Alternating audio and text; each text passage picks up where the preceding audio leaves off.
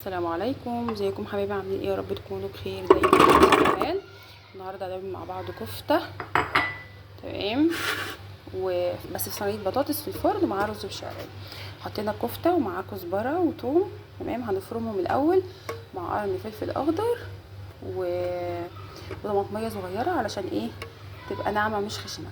تمام. احنا عايزينها ناعمه عشان انا عندي يعني ما بيحبوش يشوفوا طعم البصل في اي حاجه عموما يعني. تمام. فانا بحب اضرب الاول الطماطم، بحب اضرب البصل ومعاها قرن الفلفل وطماطميه صغيره وفصين توم وعود كزبره.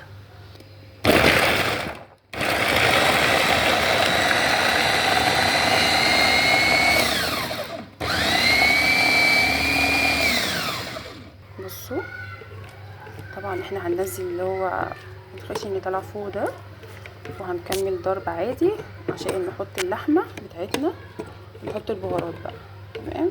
بسم الله الرحمن الرحيم. اللهم صل وسلم وبارك على سيدنا محمد وعلى اله وصحبه وسلم.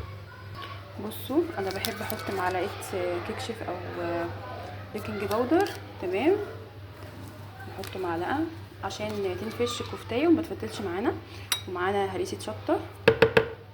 تمام. ومعانا بقى ايه، ملح وفلفل اسود وكمون. كل ده هنحطه فين؟ هنحطه في الكب عشان نفرمه مع بعض. بسم الله الرحمن الرحيم.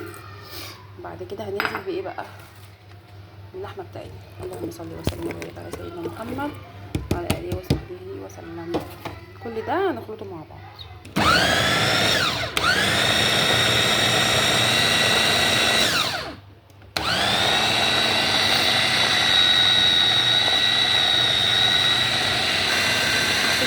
ازاي؟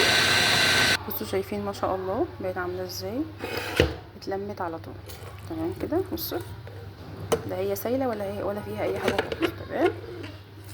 تعالوا بقى نكمل ايه عشان نقشر مع بعض البطاطس والبصل بتاعنا. بصوا ما شاء الله اللهم بارك. طبعا قطعنا بطاطس حلقات وطماطميه. تمام. ومعانا البصل بتاعنا وعود كزبره برده، وكل البهارات اللي احنا حطيناها في الكفته حطيناها وزودنا عليها بس ورقه لورا ومعلقه 7 بهارات. تمام. هنقلب بقى كل الكلام الحلو ده كده مع بعض. بسم الله الرحمن الرحيم. هنقلبه كويس جدا عشان تاكلوا احلى صينيه بطاطس بالكفته ممكن يعني تدوقها في حياتكم. بألف هنا وشفا طبعا.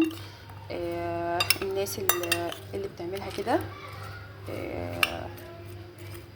اكيد في ناس بتعملها كتير يعني، بس يعني في برضو تكات بسيطة. احنا بنساعد بعض، واللي ما يعرفش حاجة برضو بنديله فكرة. وكده قلبناها خلاص.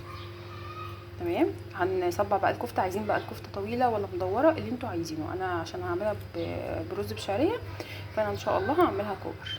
تمام كده. ما شاء الله اللهم بارك. شايفين؟ والريحه بقى مش عايزه اقول لكم عامله ازاي.